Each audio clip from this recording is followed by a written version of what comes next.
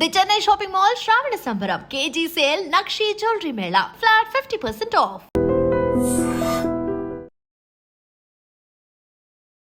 ప్రేక్షకులకు నమస్కారం అండి. మలబద్ధకం గురించి మనం తెలుసుకుందాం ఇప్పుడు. ఈ మలబద్ధకం అలాగే నేను గ్యాస్ట్రిక్ ప్రాబ్లం మీద కూడా కొన్ని వీడియోలు చేశానండి. దానికి లింక్ అన్నమాట. గ్యాస్ట్రిక్ ప్రాబ్లం ఉన్న పేషెంట్లో 90% మలబద్ధకం ఉంటుందండి.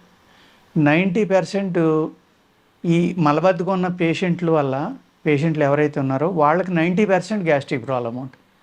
ఈ రెండు లింక్ అన్నమాట అండి. ఇక్కడ మలబద్ధకాన్ని పోగొట్టుకుంటా గ్యాస్ట్రిక్ ప్రాబ్లము రెండు కనుకపోతే ఇంక మీకు పెర్మనెంట్ క్యూర్ అని మీరు అర్థం చేసుకోండి.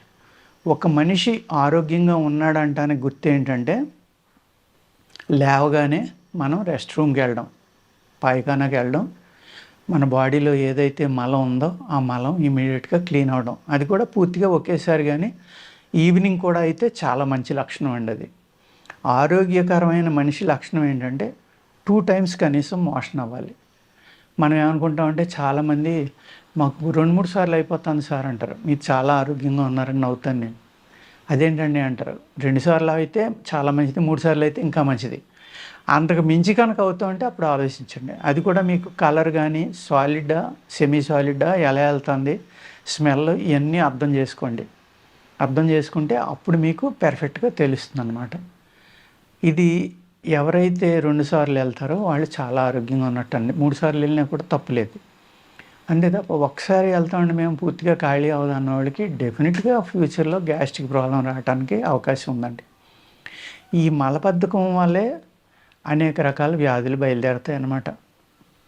ఇది ఏం చేస్తాయంటే మలబద్ధకం వల్ల ఎక్కువ మన శరీరంలో నిలబడిపోవడం వల్ల ఏమవుతుందంటే రకరకాల బ్యాక్టీరియా అక్కడ పుడతా ఉంది, క్రిములు కానీ. అవి బ్లడ్లో కలిసినాయి అనుకోండి సోరియాసిస్ కింద వస్తుంది. గ్యాస్ట్రిక్ ప్రాబ్లము, రిఫ్లెక్స్ ఇవన్నీ కూడా ఈ మలబద్ధకం వల్ల వచ్చే వ్యాధులండి. ఒక మనిషి ఎప్పుడైతే పూర్తిగా ఈ మలబద్ధకం అనే దాని నుంచి బయటపడలేదో స్టమక్లో హీట్ పెరిగిపోతూ ఉంటుంది. ఈ హీట్ ఏం చేస్తుంది, ఇది వెళ్ళి మన బ్రెయిన్కి పట్టుకుంటుంది. అక్కడి నుంచి ఇరిటేషను, కోపం, బీపీ, ఆటోమేటిక్గా బీపీ పెరుగుతుంది ఇవన్నీ రావడం వల్ల. అందుకేంటంటే ఒక ఆరోగ్యకరమైన మనిషి యొక్క లక్షణం ఏంటంటే 2 సార్లు లేదా 3 సార్లు మనకి రెస్ట్ రూమ్కి వెళ్ళడం అనేది ఆరోగ్యకరమైన మనిషి యొక్క లక్షణం అండి. పూర్వం మనకి ఆముదం అనేది ఇచ్చేవారు సీజన్ మారినప్పుడు. అదేవిధంగా ఎప్పుడైనా మలబద్ధకం ఉందంటే కొద్దిగా ఆముదం, 1 స్పూన్ ఆముదం ఇచ్చారనుకోండి జాడించి అయిపోయేది, శుభ్రంగా స్టమక్ క్లీన్ అయిపోయేది.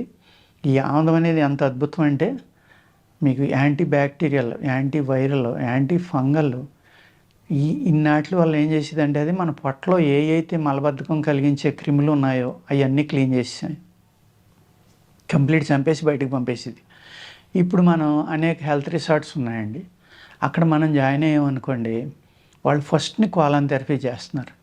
కోలాన్ థెరపీ చేసినప్పుడు ఏం చేస్తారంటే ఒక పైప్ ద్వారా లోపలికి వాటర్ పంపించి ఒక పైప్ ద్వారా బయటకు తీసుకొచ్చేస్తారు. ఆ పంపిన మెడిసిన్ వాటర్ తోటి పాటు బయటకు వచ్చేస్తుంది. అలాగే మీరు ఒక మంత్లో 1-2 సార్లు చేయించుకునేవాడికి ఆటోమేటిక్గా 5 kilos తగ్గుతున్నారు. 2 to 5 kilos తగ్గిన వాళ్ళు కూడా ఉంటారు ఫస్ట్ ట్రీట్మెంట్లోనే. దాని అర్థం ఏంటంటే మీకు అర్థమైందా, నాకు మోషన్ చాలా బాగా అవుతుందని రోజు వెళ్ళిపోతానంటారు. కానీ మరి కోలాన్ థెరపీ చేసినప్పుడు 2 నుంచి 5 kilos ఎలా తగ్గుతున్నారు మీరు 2 రోజుల్లోనే? అంటే 2 నుంచి 5 kilos టాక్సిన్ని, ఈ మలాన్ని మీ పేగులకు అంటుకుపోయి దాచి ఉంచారన్నమాట మీరు. కానీ మీరు ఏమనుకుంటున్నారు, నేను రోజు బాగానే వెళ్ళిపోతున్నాను కాబట్టి నా పొట్ట శుద్ధంగానే ఉందనుకుంటారు. మీకు మీ స్టమక్ క్లీన్ అయింది, మీ గ్యాస్ట్రిక్ ప్రాబ్లం లేదు, డీటాక్స్ అయింది, పూర్తిగా పేగులు బాగున్నాయి అనుకుంటే ఒకటే గుర్తండి. కుండలో నీళ్లు తాగారనుకోండి, బాగా కూలింగ్ తాగే వాళ్ళకి తెలియకపోవచ్చు.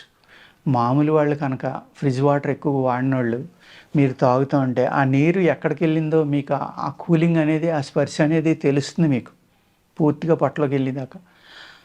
ఎప్పుడైతే మీకు ఆ సెన్స్ వచ్చిందో, స్పర్శ అనేది మీ పేగులకు వచ్చిందో నీళ్ళు తాగినప్పుడు, అప్పుడు మీ పేగులు శుభ్రంగా ఉన్నట్టండి. కోలాన్ థెరపీ అయ్యాక మీరు తాగి చూడండి, మీకు తెలిసిపోతుంది. అదేవిధంగా యోగాలో ఏం చేస్తారంటే బాగా సీనియర్ మాస్టర్స్ స్టమక్ క్లీన్ చేయడానికి ఉప్పు నీళ్ళు తాగించి వామిటింగ్ చేయించడం, అలాగే క్లాత్ నెయ్యిలో ముంచి మింగించి దాన్ని కిందకి దౌతి క్రియ అంటారు, అలాంటివి చేయించడం చేస్తారు. అది అయిన తర్వాత మీరు నీళ్ళు తాగండి, క్లియర్గా తెలిసిపోతుంది మీకు నీళ్ళు ఎక్కడికి దిగుతున్నాయి, ఎలా దిగుతున్నాయి, ఎలా వెళ్తున్నాయి అనేది. అంటే ఎప్పుడైతే మీ పేగుల్లో ఆ స్పర్శ అనేది లేదో ఆటోమేటిక్గా మీకు పేరుకుపోయినట్టే లెక్క.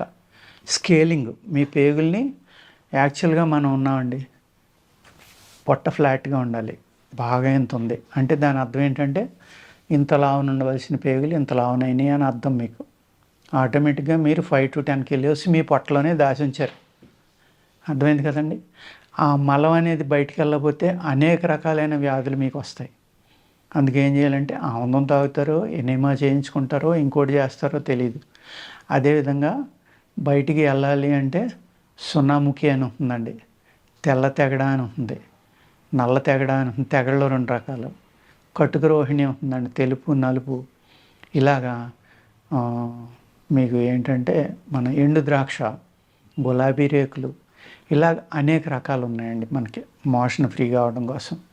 ఇటువంటివి మీరు వాడుకుని చక్కని పౌడర్ తయారు చేసుకుని ఆ పౌడర్ కనుక మీరు పడుకునేటప్పుడు తీసుకున్నారనుకోండి, మీ శరీర తత్వాన్ని బట్టి తీసుకోవాలన్నమాట. అది సునాముఖి తీసుకుంటున్నారనుకోండి, మజ్జిగతోటి కనుక తీసుకుంటే అద్భుతంగా పనిచేస్తుందండి. దాన్ని చారు పెట్టుకుని తాగుతూ ఉంటారు చాలామంది, అనేక రూపాల్లో వాడుతూ ఉంటారు. కానీ సునాముఖి వేసుకోవడం వల్ల కొంతమందికి కడుపులో నొప్పి వస్తుంది, కొంతమందికి నులి నొప్పి కింద వచ్చి మోషన్ అవుతుంది, మోషన్ అయ్యేటప్పుడు వచ్చే సెన్స్ లాంటిది. కొంతమందికి బాగా ఎక్కువ వస్తుంది అనమాట. ఆ పెయిన్ భరించలేక కూడా కొంతమంది వేసుకోరు. అందుకే ఏం చేస్తారంటే చక్కగా సునాముఖిలోనే మన రోజ్ పెటల్స్ పౌడర్ దొరుకుతుంది మీకు బయట, అటువంటిది, ఎండు ద్రాక్ష, సునాముఖి, నేను చెప్పిన తెగడ కానీ కటుక రోహిణి కానీ ఇలాంటివి కొట్టుకుని పౌడర్లో 4 రకాలు సమానంగా కలుపుకుని చక్కగా 1 స్పూన్ మజ్జిగలో కానీ ఉట్టిది నీళ్ళలో కలుపుకుని దాన్ని తెల్లారుజామున మెలకు వస్తే వేసుకుంటే ఇంకా బాగా పనిచేస్తుంది. మీరు పడుకునేటప్పుడు కూడా వేసుకోవచ్చండి. వేసుకుంటే ఈ మలబద్ధకం అనే వ్యాధి మీకు కొన్నాళ్ళకి క్లియర్ అయిపోతుంది. దాన్ని అలవాటు చేసుకోవద్దు దయచేసి. అవసరమైతే స్టమక్కి కొంచెం ఎక్సర్సైజులు చేయండి, చేస్తే డెఫినెట్గా ఫ్రీగా లేచిన వెంటనే మోషన్ అయిపోవటానికి చక్కని ఆసనాలు ఉన్నాయి ఆయుర్వేదంలో, అవి కూడా సాధన చేయండి. ఆసనం వేయలేము అనుకుంటే అదే ఆసనాన్ని ఎంతవరకు వంగితే అంతవరకు వేయండి, డెఫినెట్గా ఫలితం ఉంటుంది. అంచేత ఏం చేస్తారంటే మీరు ఫుడ్ ఫాలో అవటం, అతిగా మీరు ఎన్నోసార్లు ఎక్కువగా తినకుండా ఉండటం, వేడి శరీరాలు అయితే వేడి చేసి ఎక్కువగా తినకుండా ఉండటం లేదు.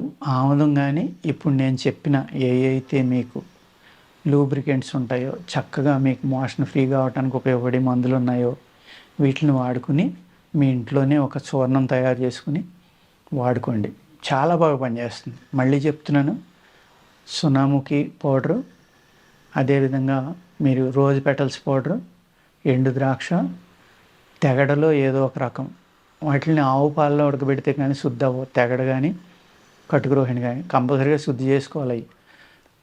శుద్ధి చేసిన తర్వాత పౌడర్ కలుపుకుని అన్నీ సమంగా కలుపుకుని 1 స్పూన్ పడుకునేటప్పుడు లేదు తెల్లారుజామునే వేసుకుంటే చక్కగా స్టమక్ క్లీన్ అయ్యి మీకు ఈ గ్యాస్ట్రిక్ ప్రాబ్లమ్స్ తగ్గుతాయి, మలబద్ధకం వల్ల వచ్చే ప్రాబ్లమ్స్ అన్నీ కూడా తగ్గి ఆనందంగా హెల్తీగా ఉంటారు. ఎప్పుడైతే మీ స్టమక్ క్లీన్ అయిందో మీ ఇరిటేషన్ తగ్గుతుంది, టెన్షన్ తగ్గుతుంది, బీపీ కూడా తగ్గుతుందండి. ఇన్ని రకాల ప్రాబ్లం రావడానికి కారణమైన మలబద్ధకం నుంచి నేను చెప్పిన ఫార్ములా చక్కగా ఇంట్లో చేసుకుని వాడుకుని దాని నుంచి విముక్తి పొందండి. నమస్కారం అండి.